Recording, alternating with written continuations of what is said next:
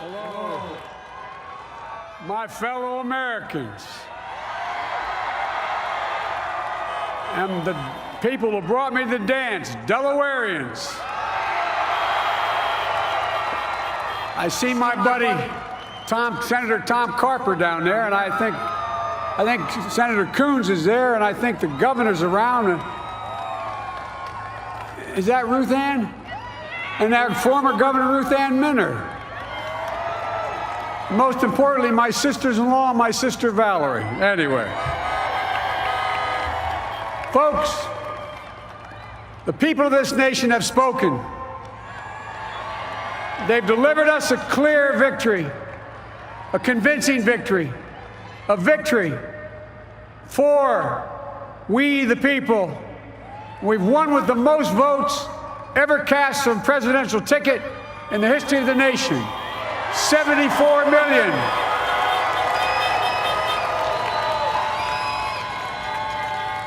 What I must admit has surprised me. Tonight, we're seeing all over this nation, all cities and all parts of the country, indeed across the world, an outpouring of joy, of hope, renewed faith in tomorrow, bring a better day. And I'm humbled by the trust and confidence you've placed in me.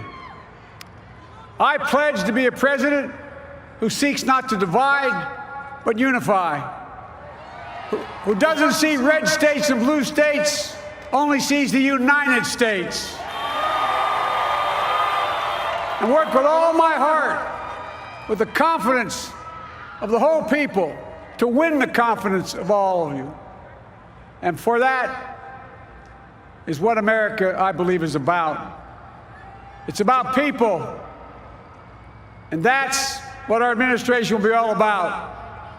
I sought this office to restore the soul of America, to rebuild the backbone of this nation, the middle class, and to make America respected around the world again, and to unite us here at home. It's the honor of my lifetime that so many millions of Americans have voted for that vision. And now, the work of making that vision is real. It's a task, the task of our time. Folks, as I said many times before, I'm Jill's husband.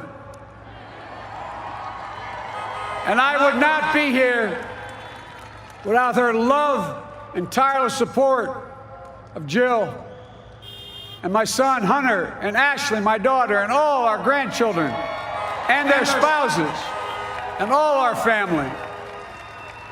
They're my heart.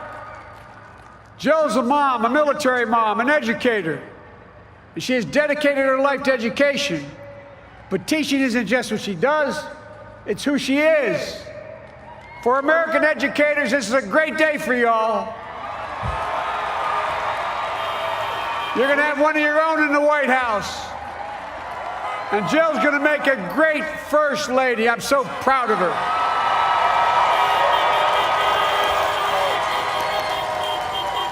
And I'll have the honor of serving with the fantastic Vice President who you just heard from, Kamala Harris, who makes history as the first woman, first black woman, the first woman from South Asian descent, the first daughter of an immigrant ever elected in this country. Don't tell me it's not possible in the United States. It's long overdue.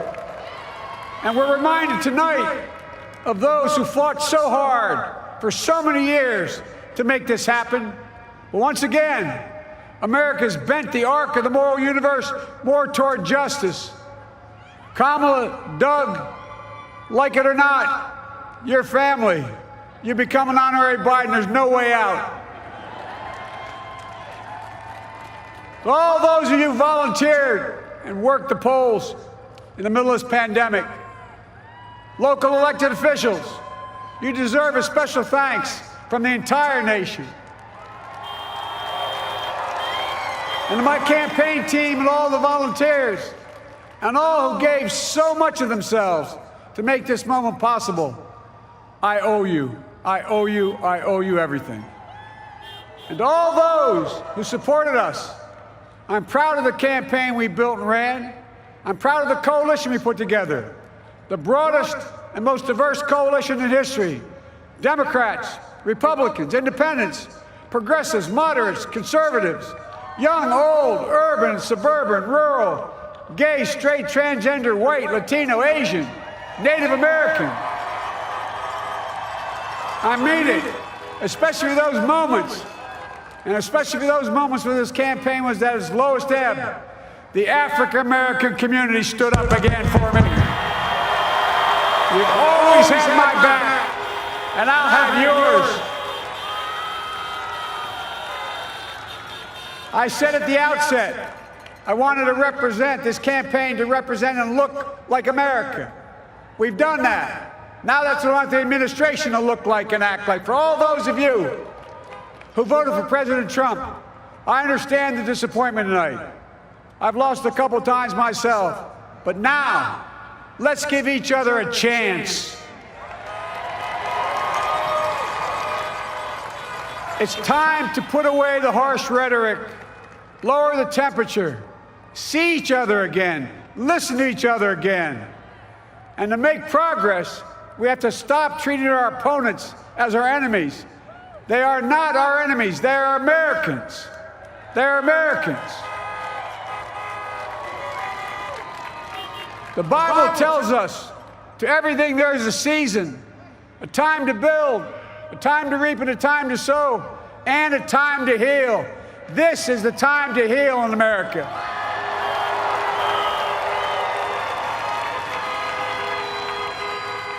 Now this campaign is over. What is the will of the people? What is our mandate? I believe it's this. Americans have called upon us to marshal the forces of decency, the forces of fairness, to marshal the forces of science and the forces of hope in the great battles of our time. The battle to control the virus, the battle to build prosperity, the battle to secure your family's health care, the battle to achieve racial justice and root out systemic racism in this country. And the battle to save our planet by getting climate under control. The battle to restore decency, defend democracy, and give everybody in this country a fair shot. That's all they're asking for, a fair shot. Folks, our work begins with getting COVID under control. We cannot repair the economy, restore our vitality, or relish life's most precious moments, hugging our grandchildren, our children, our birthdays, weddings, graduations, all the moments that matter most to us until we get it under control. On Monday, I will name a group of leading scientists and experts as transition advisors to help take the Biden-Harris COVID plan and convert it into an action blueprint that will start on January the 20th, 2021. That plan will be built on bedrock science. It will be constructed out of compassion, empathy, and concern. I will spare no effort, none, or any commitment to turn around this pandemic. Folks, I'm a proud Democrat, but I will govern as an American president. I'll work as hard for those who didn't vote for me as those who did. Let this grim era of demonization in America begin to end here and now.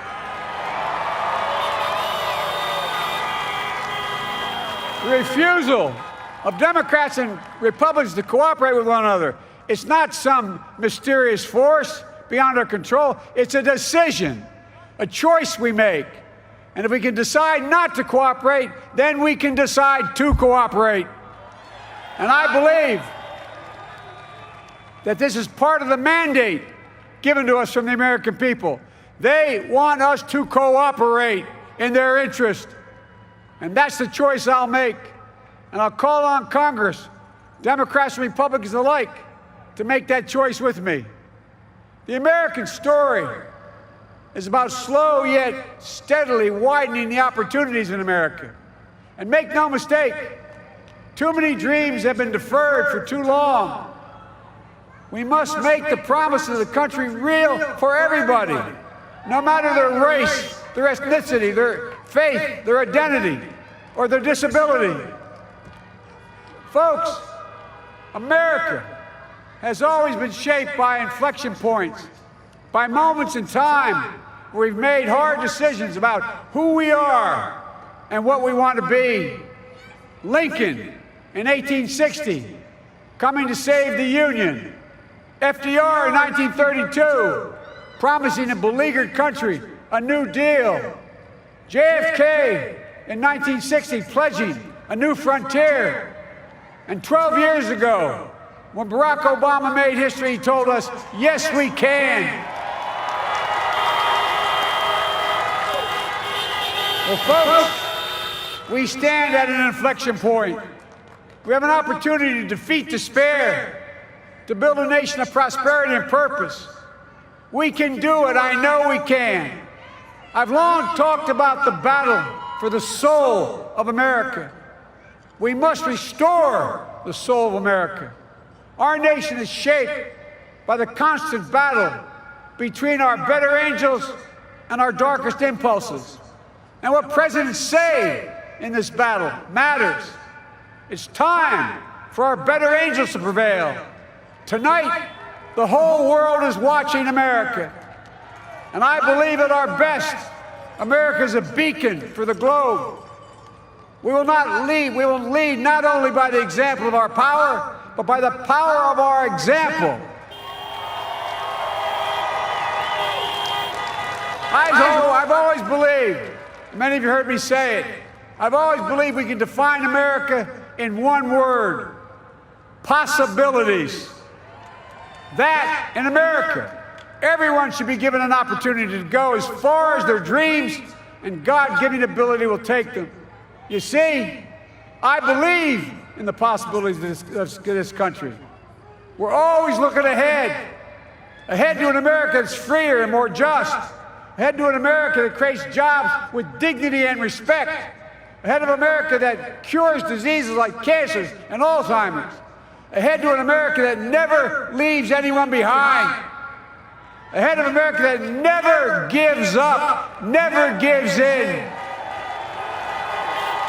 This is a great nation. It's always been a bad bet to bet against America. We're a good people. This is the United States of America, and there's never been anything we've been not able to do when we've done it together. Folks, in the last days of the campaign, I began thinking about a hymn that means a lot to me and my family, particularly my deceased son, Bo. It captures the faith that sustains me and which I believe sustains America.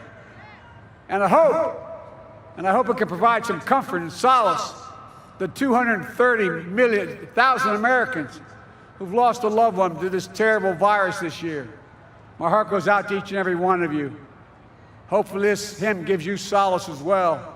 And it goes like this: and he will raise you up on eagle's wings, bear you on the breath of dawn, and make you to shine like the sun, and hold you in the palm of his hand. And now together, on eagle's wings, we embark on the work that God and history have called upon us to do, with full hearts and steady hands, with faith in America and in each other, with love of country, a thirst for justice. Let us be the nation that we know we can be, a nation united, a nation strengthened, a nation healed.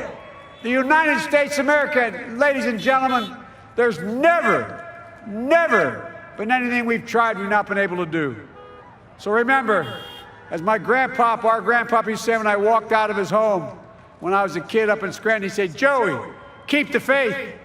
And our grandmother, when she was alive, she yelled, "No, Joey, spread it.